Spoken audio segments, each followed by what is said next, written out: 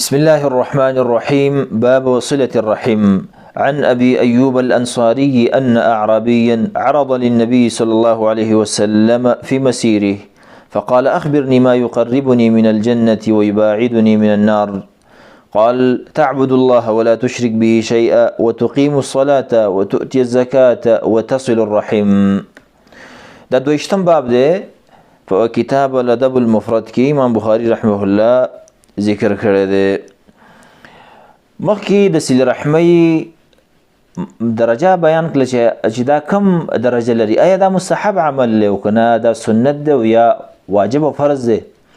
د هغې بیان کړله چې دا وجوبي او فرضي عمل دی، سنت او مستحب نه دی. که ودې نه کړو نو د نیکیانو نه محروم شي او څه ګناه ته نشته، بلکې که ودې نه کړو ګناهګارېږي، ځکه واجب پرېږدي، فرض پرېږدي. اوس په دې باب کې او دې پسې نور بابونو کې به د صلې رحمۍ فایدې ذکر کوي او مقام به ذکر کوي، د چا سره کول چا سره نه کول. دا 15 حدیث دی په دې باب کې، په دې کتاب کې چې موږ پکې روان وي هغه صحیح احادیثونه. راوي د حدیث ابو ایوب الانصاري رضی الله عنه دی. دا مخکې نه تیر شوی په دې کتاب کې، اول ځل تیریږي. خپل نوم خالد ابن یزید دی، بدری صحابي دی، د بنو نجار د قبیلې نه دی، عظیم القدر جلیل القدر صحابي دی. هغه صحابي دی چې نبی صلی الله علیه وسلم کله مدینې ته راغلی، اول د سره اوسېده، د په کور کې دا عظیم شرافت الله د حاصل کړی.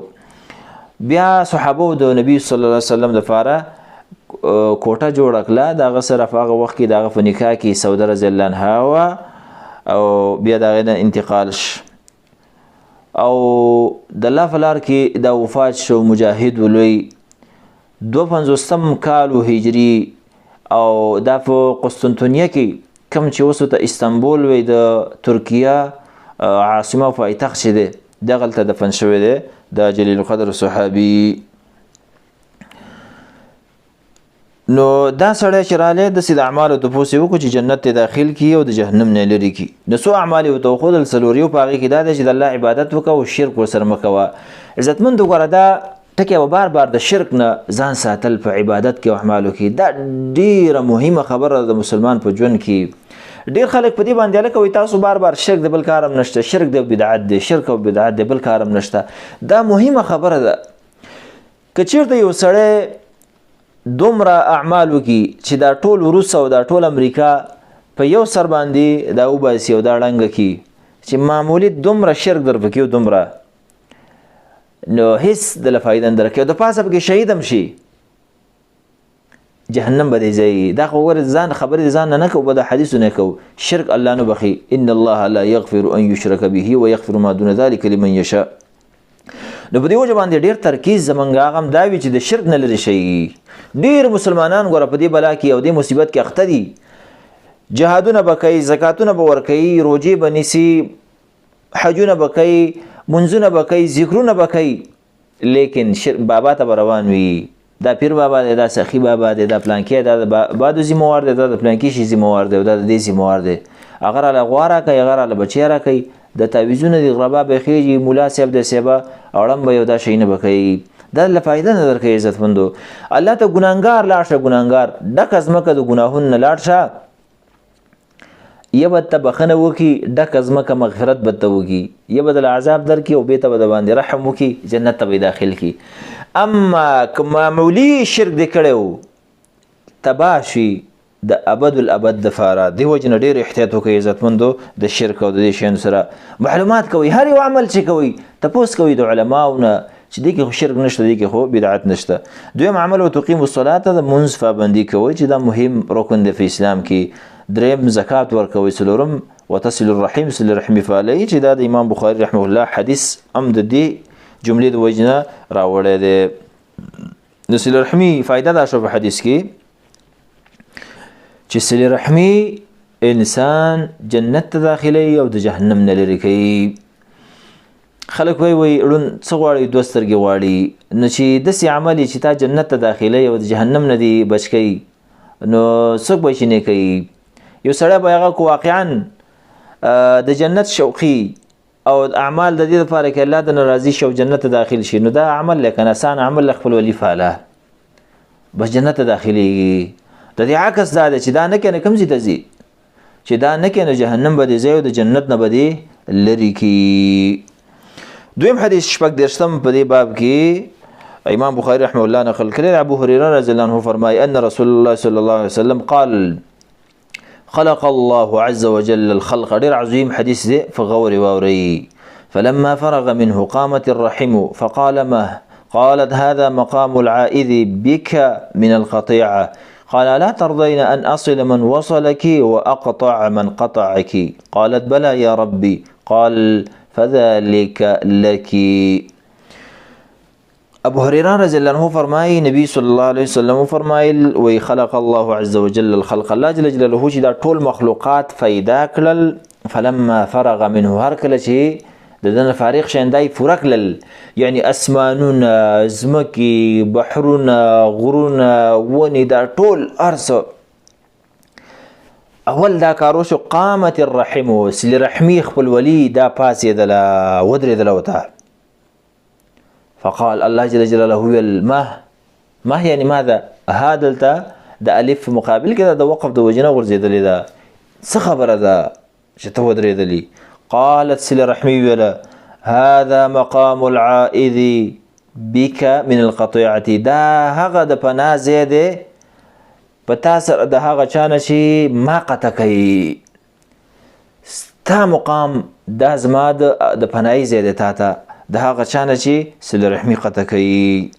الله جل جلاله ته فرمایل الا ترضين ته نه خوشحالېږي په دې خبره باندې، ته ما نه راضي کېږي په دې خبره باندې، نه خوشحالېږي ته. ان اصل من وصلك چې زه پیوسته کم من هغه څوک وصله کې چې تی پیوسته کړې، تی وپاللې. واقطع او زه قطع کم د خپل رحمت نه، د خپل د خیرونو نه، من هغه څوک قطع کې چې تی قطع کړې تی ونه پاللې.